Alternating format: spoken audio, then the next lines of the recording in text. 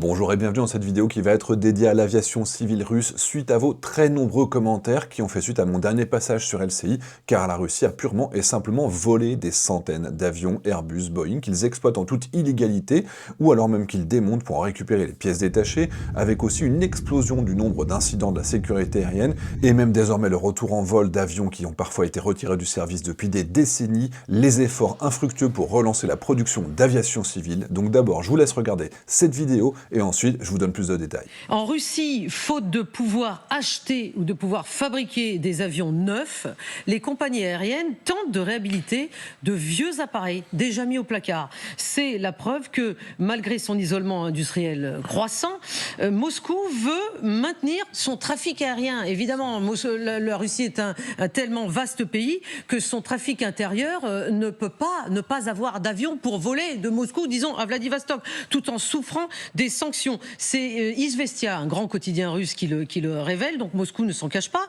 Mais Titelman, on a besoin de vos lumières parce que là, il s'agit de modèles Tupolev 204, Tupolev 214, Ilyushin 96, qui sont réanimés, si je puis dire, depuis 2022, c'est-à-dire depuis le début de la guerre en Ukraine. Mais là, ça devient vraiment critique parce qu'ils ont plus de 30 ans, ces avions. Bien sûr, s'ils avaient que 30 ans, ça irait encore. Non, il y a des avions encore beaucoup plus vieux.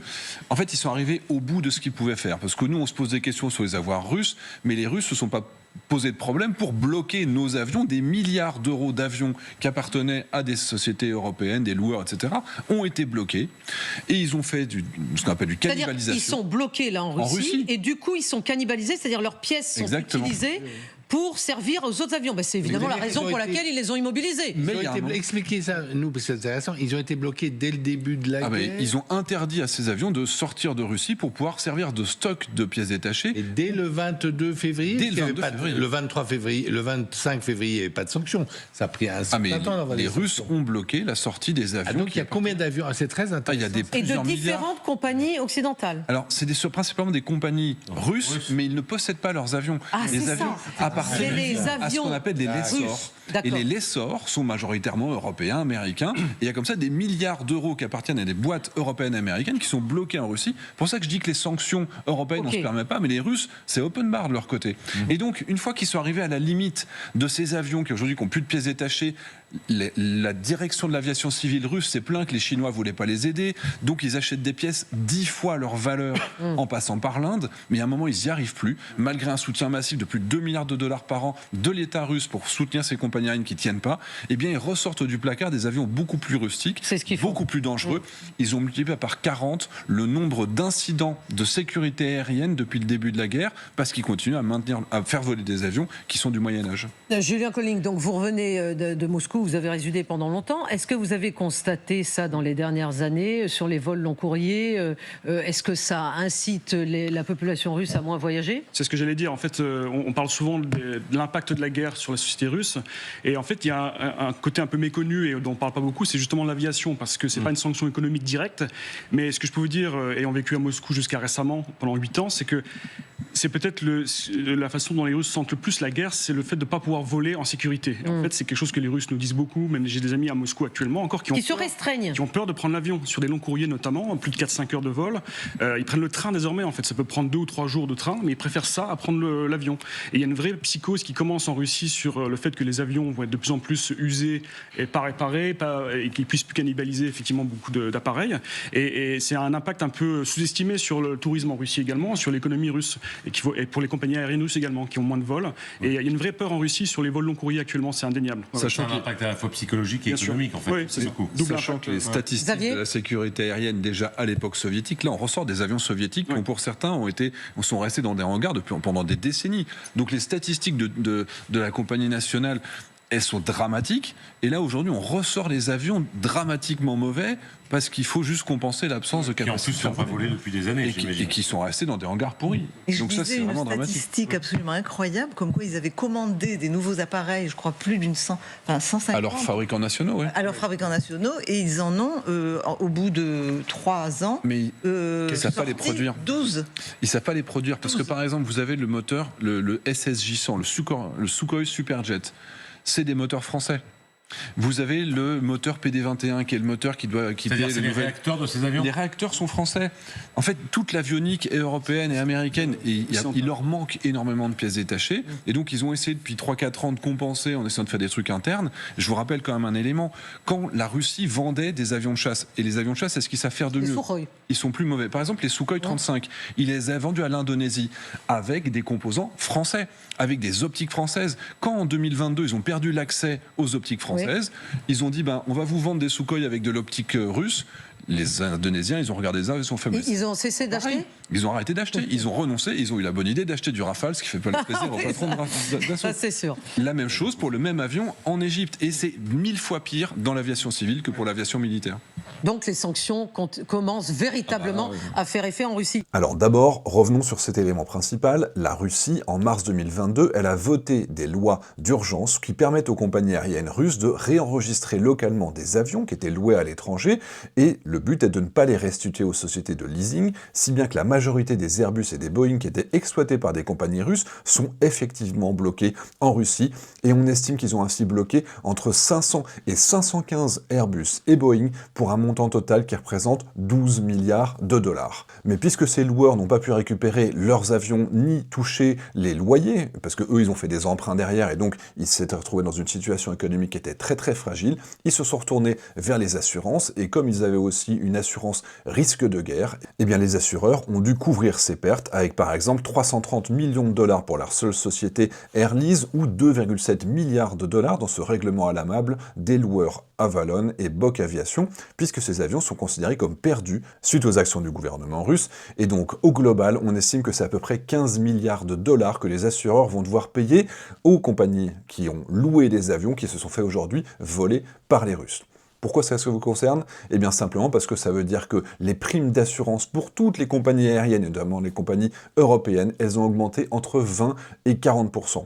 C'est-à-dire des dizaines de millions d'euros qui vont vous coûter en plus dans les charges générales de vos compagnies aériennes, et donc ça repose sur vous, pauvre petit utilisateur de l'appareil, de l'avion, de la compagnie aérienne, votre prix de votre billet a augmenté parce que les Russes ont volé des avions et que le prix des assurances a dû augmenter.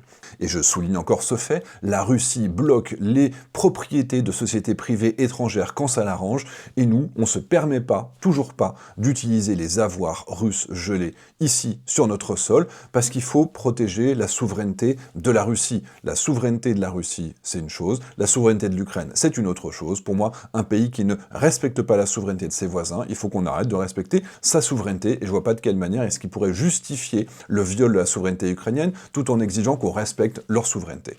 Bref, au-delà de l'aspect financier, qu'est-ce qu'ils ont fait de ces avions? Déjà, a priori, il y a 80 de ces Airbus et de ces Boeing qui sont aujourd'hui totalement inaptes au service, cloués au sol, tout simplement parce qu'ils ont servi de stock de pièces détachées pour essayer de trouver les pièces qui manquent pour continuer à faire voler les autres avions. Des pièces détachées usées, vieilles, qui ont continué à être exploitées de cette manière-là, et les autorités russes disent qu'encore 339 avions et 200 hélicoptères devront être retirés du service d'ici 2030, faute de pièces détachées, d'où ce retour en service des vieux avions soviétiques, ou alors juste au début de la Russie post-soviétique, mais avec des appareils qui avaient été conçus dans les années précédentes, notamment les Tupolev 204 et 214, l'Ilyushin 96, les Antonov 24 et 26 qui sont eux ukrainiens, et les Tupolev 154 qui sont pour la plupart entreposés dans des hangars depuis parfois des décennies, puisqu'ils avaient été retirés du service puisqu'ils n'étaient plus suffisamment efficaces et sûrs, et ils n'avaient de toute façon pas été certifiés ni par la sécurité aérienne européenne, l'EASA, ni par les États-Unis avec la FAA,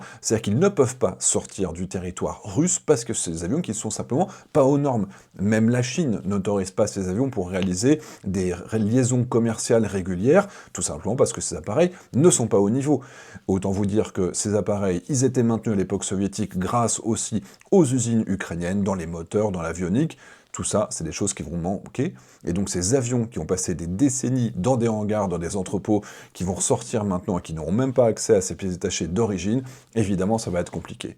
Donc là maintenant, c'est un gros point noir, et la Russie se plaignait justement de ne pas avoir eu le soutien de la Chine au début de la guerre, et ils l'ont toujours pas. Donc la Russie utilise de fausses pièces détachées de moindre qualité, qui sont produites parfois localement, mais aussi ils vont importer des pièces qui viennent parfois de ce qu'on appelle les junkyards, c'est-à-dire qu'ils vont récupérer dans des casses aéronautiques avec des vieilles pièces détachées qu'ils vont récupérer par des circuits détournés, ou alors des pièces neuves, mais dans ce cas-là, le tarif va être beaucoup plus cher que la normale, si bien que l'État russe doit subventionner la maintenance à hauteur de 43 millions de dollars cette année. Et la conséquence de ces mauvaises pratiques, c'est évidemment une explosion des incidents de sécurité aérienne, puisque ces avions ne sont pas aux normes et ils ne respectent pas toutes les règles traditionnelles, avec, accrochez-vous, 60 incidents de sécurité aérienne qui étaient identifiés dans l'année 2022, et on est à plus de 800 incidents en 2025, juste pour ceux qu'on peut identifier en source ouverte, qu'on voit sur Internet, puisque la Russie ne partage plus ses vraies statistiques. Au minimum, une multiplication par 13 du nombre d'incidents, alors qu'à l'époque ils étaient transparents et qu'aujourd'hui ils ne le sont plus, et donc au global on estime qu'il y a 40 fois plus d'incidents de sécurité aérienne qu'avant la guerre, puisque cette augmentation du nombre d'incidents, elle se fait aussi dans un nombre de vols global qui a baissé. Donc la Russie, l'autre option, c'est évidemment d'essayer de produire et d'acheter des avions qui seraient russes, 100% russes.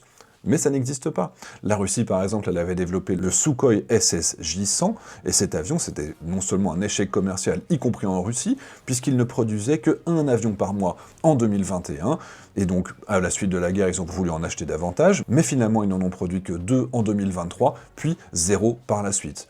Ensuite, il y a le Irkout MC-21, que vous connaissez peut-être si vous avez regardé la chaîne quand je faisais les revues de presse à l'époque, et il se voulait un équivalent, voire un avion supérieur aux Airbus A321neo et aux 737 MAX. Sauf que les nombreux éléments clés de l'avion sont étrangers, notamment les moteurs Pratt & Whitney, son avionique, les matériaux composites pour l'aile, et qu'avec les sanctions, ces éléments ne sont plus disponibles. Et il y a eu 2 vagues de sanctions. L'avion, il devait être opérationnel en 2016, mais quand la Russie a envahi la Crimée en 2014, ils ont perdu l'accès à un certain nombre de technologies, si bien qu'ils ne pouvaient plus produire ces appareils, ils ont dû le repousser, et en 2022, ils ont perdu la totalité de ce qui leur manquait encore, donc la Russie a cherché à substituer de manière domestique les équipements qui lui manquent, mais le développement, il est long, il est imparfait, et le résultat aujourd'hui, c'est un avion qui a un surpoids, avec des performances qui sont très inférieures par rapport à ce qui était prévu dans la version initiale, et des campagnes de certification qui sont à refaire quasiment entièrement, et évidemment, il n'a aucune crédibilité face à Airbus et Boeing. L'appareil, normalement, la première livraison opérationnelle doit avoir lieu cette année dans une compagnie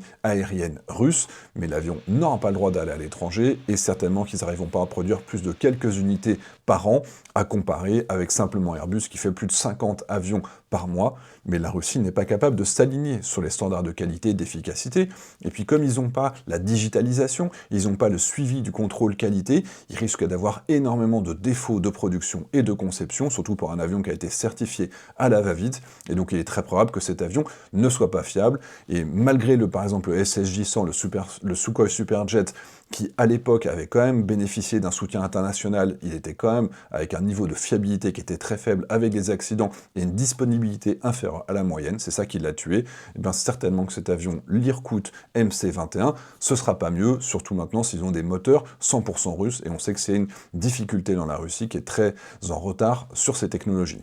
Enfin, dans tous les cas, le secteur du transport aérien russe, il est soutenu à bout de bras par la Russie, avec 12 milliards de dollars de subventions qui avaient été attribuées en 2022 et 2023, puis encore 40 milliards de roubles de soutien en 2024, et il y avait 26 milliards de roubles sur le début de l'année 2025, le chiffre sont pas complets, ce qui n'empêche pas d'avoir quand même une trentaine de compagnies aériennes russes qui sont à 2 doigts de la faillite. Bref, dans ce domaine, comme dans plein d'autres domaines de l'économie, les Russes sont à 2 doigts de la fin, leur économie va très très mal, j'avais fait une vidéo qui était dédiée à cette question, et je vous mets un lien pour que vous puissiez aller la voir en détail. Elle a quelques mois, mais néanmoins, la plupart des éléments sont structurants, sont justes, et on est simplement sur la prolongation de cette situation.